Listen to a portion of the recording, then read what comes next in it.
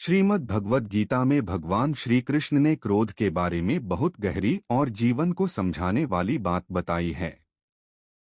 भगवान कहते हैं कि क्रोध अचानक पैदा नहीं होता, बल्कि यह मनुष्य के मन में धीरे धीरे पैदा होता है और फिर वही मनुष्य के पतन का कारण बन जाता है। भगवान श्री कृष्ण अर्जुन को समझाते हुए कहते हैं कि जब मनुष्य बार बार किसी विषय या किसी वस्तु के बारे में सोचता रहता है तो उसके मन में उस चीज के प्रति लगाव पैदा हो जाता है। उस लगाव से इच्छा पैदा होती है। जब इच्छा बहुत बढ़ जाती है और वह इच्छा पूरी नहीं होती, तब मनुष्य के अंदर क्रोध पैदा हो जाता है। यही क्रोध धीरे धीरे मनुष्य के मन और बुद्धि को नष्ट कर देता है। भगवान कहते हैं कि क्रोध से पहले मोह पैदा होता है। जब मनुष्य क्रोध में आ जाता है तो उसकी समझने की शक्ति कम होने लगती है। वह सही और गलत का भेद भूलने लगता है। धीरे धीरे उसकी स्मृति भी भ्रमित हो जाती है, यानी वह यह भी भूल जाता है कि जीवन में क्या सही है और क्या गलत है। जब स्मृति भ्रमित हो जाती है तो बुद्धि भी नष्ट होने लगती है, और जब बुद्धि नष्ट हो जाती है तब मनुष्य का पतन निश्चित हो जाता है। इसका मतलब यह है कि क्रोध केवल एक भाव नहीं है, बल्कि यह मनुष्य के जीवन को बिगाड़ने वाली एक ऐसी आग है जो धीरे धीरे उसके अंदर जलती है और उसके विवेक को खत्म कर देती है। जब मनुष्य क्रोध में होता है तब वह ऐसे शब्द बोल देता है या ऐसे काम कर देता है जिनका उसे बाद में पछतावा होता है। उस समय उसे यह समझ ही नहीं आता कि वह क्या कर रहा है। भगवान श्री कृष्ण यह भी समझाते हैं कि जो मनुष्य अपनी इंद्रियों और अपने मन को नियंत्रित कर लेता है वही क्रोध से बच सकता है। जिसने अपने मन को वश में कर लिया, जिसने अपनी इच्छाओं को सीमित कर लिया, वह व्यक्ति क्रोध के प्रभाव से दूर रह सकता है। ऐसा व्यक्ति जीवन में शांति भी पाता है और सही निर्णय भी ले पाता है। भगवान यह भी बताते हैं कि जब मनुष्य अपने मन को भगवान में लगाता है, अपने कर्म को सही भावना से करता है और परिणाम के बारे में अधिक चिंता नहीं करता, तब उसके अंदर क्रोध पैदा होने की संभावना कम हो जाती है, क्योंकि उसका मन स्थिर और शांत रहने लगता है। इस प्रकार गीता का संदेश यह है कि क्रोध से बचने का सबसे बड़ा उपाय है मन को नियंत्रित करना, इच्छाओं को सीमित रखना और अपने विचारों को सही दिशा में लगाना। जो व्यक्ति अपने मन को भटकने नहीं देता और भगवान के बताए हुए मार्ग पर चलता है, उसके जीवन में शांति, धैर्य और संतुलन बना रहता है। जब भगवान श्री कृष्ण क्रोध के बारे में समझाते हैं तो वे केवल इतना ही नहीं बताते कि क्रोध बुरा है, बल्कि वे यह भी बताते हैं कि क्रोध मनुष्य के जीवन में कैसे प्रवेश करता है और धीरे धीरे उसके मन, बुद्धि और व्यवहार को कैसे प्रभावित कर देता है। जब कोई व्यक्ति अपने मन में किसी वस्तु, व्यक्ति या सुख के बारे में बार बार सोचता है तो वह सोच धीरे धीरे उसके मन में एक चाहत के रूप में बदल जाती है। पहले वह केवल एक साधारण विचार होता है, लेकिन जैसे जैसे मन उस विचार को पकड़कर बैठा रहता है, वह चाहत मजबूत होती जाती है।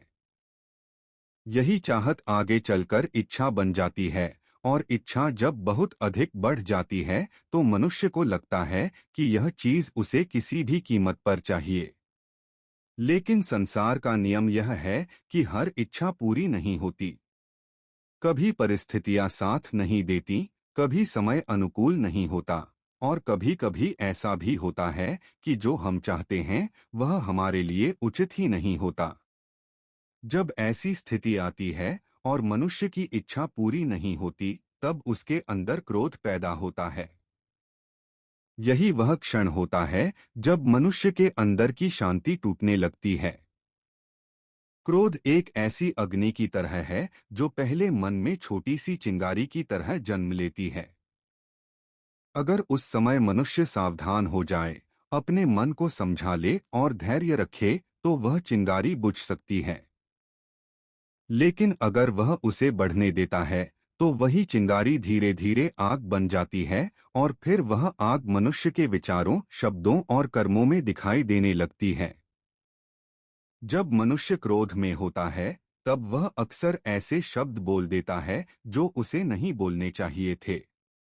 कभी कभी वह ऐसे निर्णय ले लेता है जिनका परिणाम बाद में उसे बहुत भारी पड़ता है।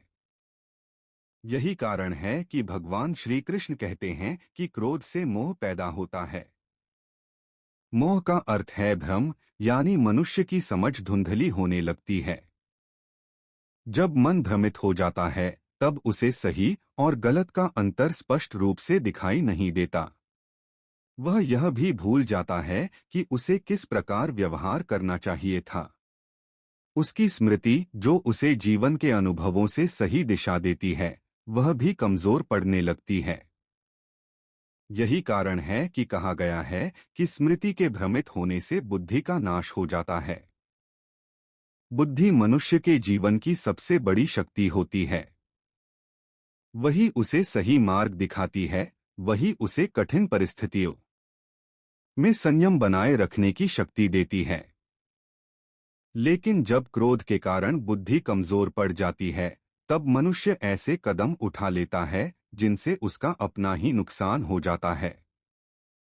इसीलिए गीता का संदेश केवल यह नहीं है कि क्रोध मत करो, बल्कि यह है कि उस कारण को समझो जो क्रोध को जन्म देता है। जब मनुष्य अपनी इच्छाओं को नियंत्रित करना सीख जाता है, जब वह अपने मन को हर समय भटकने नहीं देता, तब धीरे धीरे क्रोध की संभावना भी कम होने लगती है। भगवान श्री कृष्ण यह भी बताते हैं कि मनुष्य का मन बहुत चंचल होता है। वह एक क्षण में यहाँ से वहाँ दौड़ने लगता है। अगर मन को सही दिशा न दी जाए, तो वह कभी किसी वस्तु की इच्छा करता है, कभी किसी व्यक्ति से ईर्ष्या करने लगता है और कभी किसी छोटी सी बात पर क्रोधित हो जाता है। लेकिन वही मन अगर साधना, भक्ति और अच्छे विचारों में लगाया जाए, तो वही मन मनुष्य को शांति की ओर ले जाता है। जब मनुष्य अपने विचारों को शुद्ध करता है, अपने व्यवहार को विनम्र बनाता है और अपने कर्मों को ईमानदारी से करता है, तब उसके अंदर धीरे धीरे धैर्य और संतुलन पैदा होने लगता है। धैर्य वह शक्ति है जो क्रोध को शांत करती है। जब कोई व्यक्ति धैर्यवान होता है, तो वह तुरंत प्रतिक्रिया नहीं देता। वह पहले स्थिति को समझता है, फिर सोच समझकर निर्णय लेता है।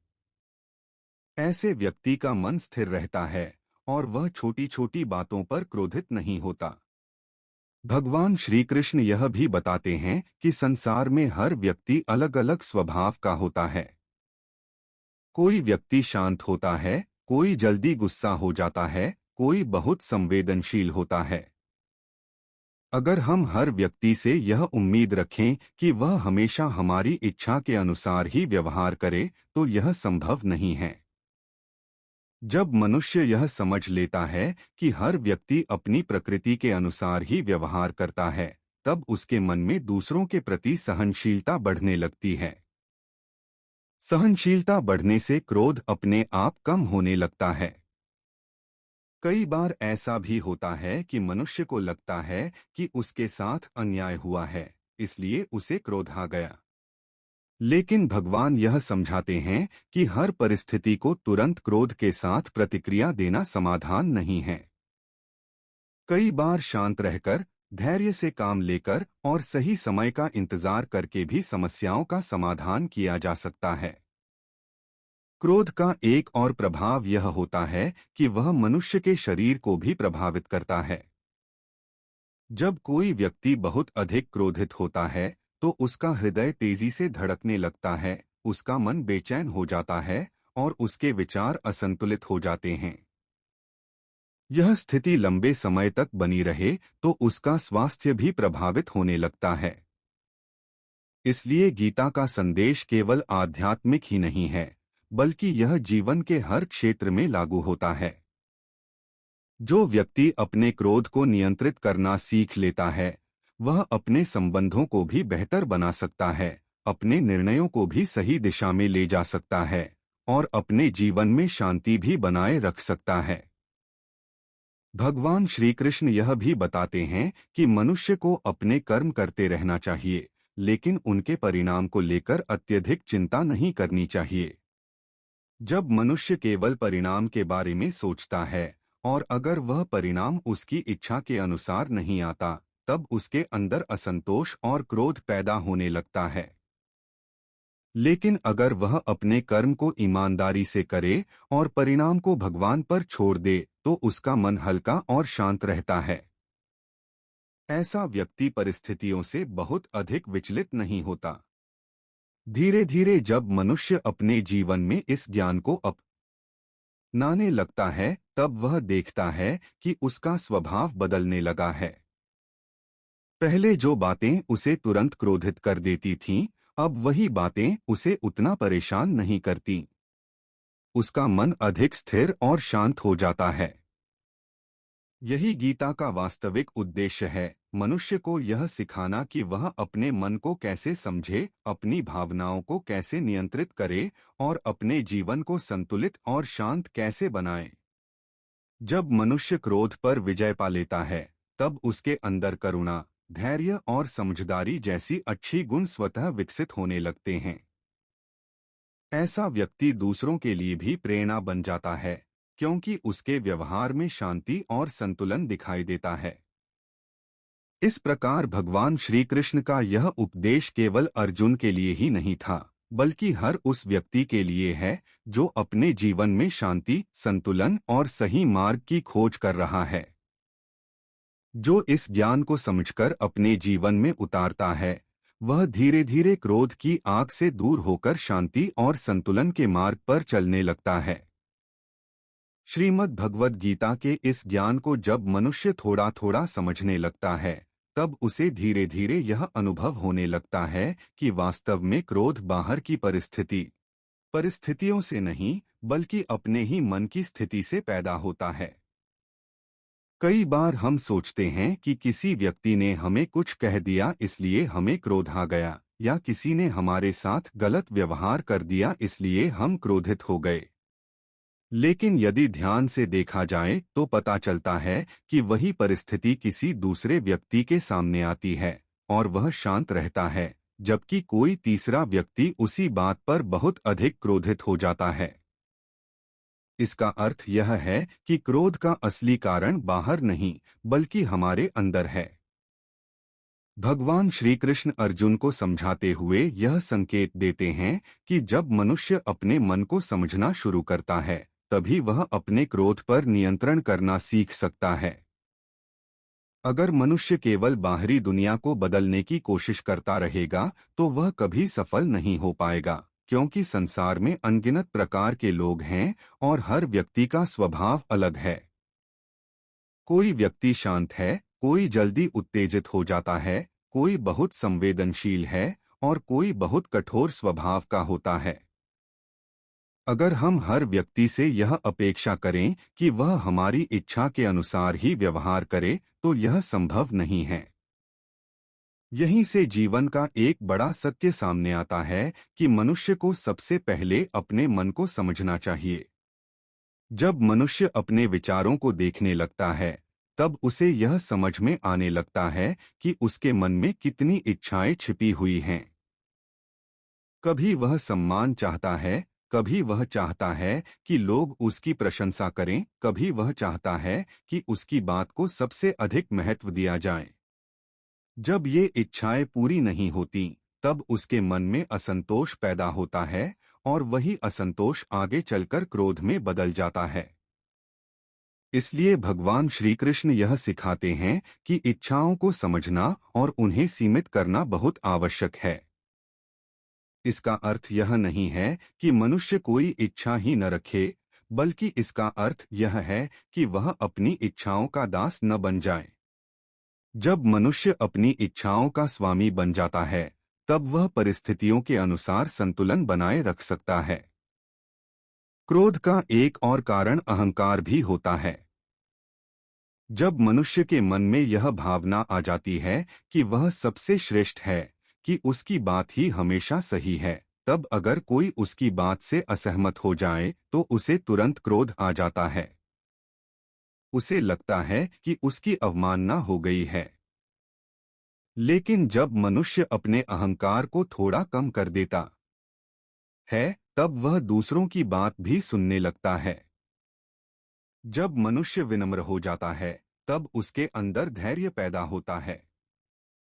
धैर्य ऐसा गुण है जो क्रोध को धीरे धीरे समाप्त कर देता है।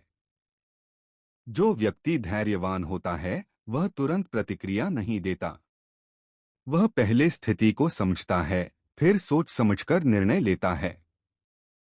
ऐसे व्यक्ति के जीवन में बहुत कम झगड़े होते हैं और उसके संबंध भी अधिक मधुर रहते हैं। भगवान श्री कृष्ण यह भी बताते हैं कि मनुष्य को अपने मन को सकारात्मक विचारों में लगाना चाहिए। अगर मन हर समय नकारात्मक बातों के बारे में सोचता रहेगा, दूसरों की गलतियों को याद करता रहेगा या अपने मन में शिकायतें जमा करता रहेगा, तो क्रोध धीरे धीरे बढ़ता जाएगा। लेकिन अगर मनुष्य अपने विचारों को बदल दे और अच्छे विचारों को अपनाने लगे, तो उसका मन हल्का और शांत रहने लगता है। कई बार जीवन में ऐसी परिस्थितियां भी आती हैं जब मनुष्य को लगता है कि वह बहुत कठिन समय से गुजर रहा है। उसे लगता है कि उसके साथ अन्याय हो रहा है। ऐसे समय में क्रोध और निराशा दोनों पैदा हो सकते हैं। लेकिन भगवान का संदेश यह है कि कठिन समय भी स्थायी नहीं होता। जैसे दिन के बाद रात आती है और रात के बाद फिर से सुबह होती है, वैसे ही जीवन में सुख और दुख दोनों आते जाते रहते हैं। अगर मनुष्य हर कठिन परिस्थिति में क्रोधित होकर प्रतिक्रिया देगा, तो वह स्वयं को और अधिक दुखी कर लेगा। लेकिन अगर वह धैर्य रखे और यह समझे कि यह समय भी बीत जाएगा, तो उसका मन संतुलित रह सकता है। धीरे धीरे जब मनुष्य इस ज्ञान को अपने जीवन में अपनाता है, तब वह यह अनुभव करता है कि उसका स्वभाव बदल रहा है। पहले जो बातें उसे तुरंत क्रोधित कर देती थीं, अब वही बातें उसे उतनी परेशान नहीं करती। वह लोगों को अधिक समझने लगता है और उनके व्यवहार के पीछे के कारणों को भी देखने लगता है।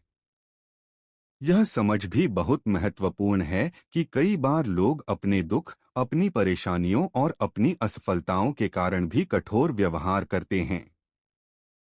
जब कोई व्यक्ति भीतर से दुखी होता है, तो वह कभी-कभी दूसरों के साथ भी कठोर हो जाता है। अगर हम हर ऐसे व्यवहार का जवाब क्रोध से देंगे, तो संसार में शांति कभी नहीं रह पाएगी। लेकिन अगर हम थोड़ी करुणा और समझदारी के साथ प्रतिक्रिया दें, तो कई बार सामने वाला व्यक्ति भी शांत हो सकता है। यही कारण है कि महान संत और ज्ञानी लोग हमेशा धैर्य और करुणा की शिक्षा देते हैं। क्रोध को शांत करने का एक और उपाय यह है कि मनुष्य अपने मन को किसी उच्च उद्देश्य में लगाए। जब जीवन में कोई बड़ा उद्देश्य होता है, तब छोटी छोटी बातों पर क्रोध करने की प्रवृत्ति कम हो जाती है। जो व्यक्ति अपने जीवन को केवल छोटी छोटी इच्छाओं और अपेक्षाओं में ही उलझाए रखता है, वह अक्सर क्रोधित रहता है। लेकिन जो व्यक्ति अपने जीवन को किसी बड़े उद्देश्य, सेवा, ज्ञान या भक्ति में लगाता है, उसका मन अधिक व्यापक हो जाता है। तब उसे छोटी छोटी बातों पर क्रोध करने का समय ही नहीं मिलता। भगवान श्री कृष्ण का यह संदेश भी बहुत महत्वपूर्ण है कि मनुष्य को अपने कर्म करते रहना चाहिए। संसार में कोई भी व्यक्ति बिना कर्म किए नहीं रह सकता। लेकिन कर्म करते समय मन को संतुलित रखना आवश्यक है। अगर मनुष्य हर काम करते समय यह सोचता रहेगा कि उसका परिणाम क्या होगा, लोग उसके बारे में क्या सोचेंगे, उसे कितना सम्मान मिलेगा, तो उसका मन हमेशा तनाव में रहेगा। जब परिणाम अपेक्षा के अनुसार नहीं आता, तब वही तनाव क्रोध में बदल जाता है। लेकिन अगर मनुष्य अपने कर्म को एक कर्तव्य की तरह करे और परिणाम को भगवान पर छोड़ दे, तो उसका मन शांत रह सकता है। धीरे धीरे यह अभ्यास मनुष्य के स्वभाव का हिस्सा बन जाता है।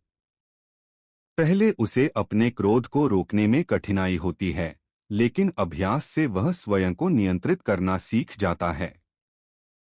जीवन में ऐसे अनेक उदाहरण मिलते हैं जहां क्रोध ने बड़े बड़े संबंधों को तोड़ दिया। कई परिवार केवल इस कारण टूट जाते हैं कि लोग अपने क्रोध को नियंत्रित नहीं कर पाते। छोटी छोटी बातें बड़े विवादों में बदल जाती हैं और फिर वर्षों तक लोग एक दूसरे से दूर हो जाते हैं। अगर उसी समय कोई एक व्यक्ति भी धैर्य से काम ले ले, थोड़ी देर के लिए शांत हो जाए और क्रोध की जगह समझदारी से बात करे, तो वही विवाद समाप्त भी हो सकता है। इसलिए क्रोध पर नियंत्रण केवल व्यक्तिगत शांति के लिए ही नहीं, बल्कि संबंधों की रक्षा के लिए भी आवश्यक है। भगवान श्री कृष्ण का ज्ञान हमें यह भी सिखाता है कि मनुष्य को अपने जीवन को संतुलित रखना चाहिए। अत्यधिक काम, अत्यधिक चिंता और अत्यधिक अपेक्षाएं भी मनुष्य को चिड़चिड़ा बना देती हैं। जब मन और शरीर थक जाते हैं, तब छोटी सी बात भी बड़ी लगने लगती है। इसलिए जीवन में संतुलन बनाएं।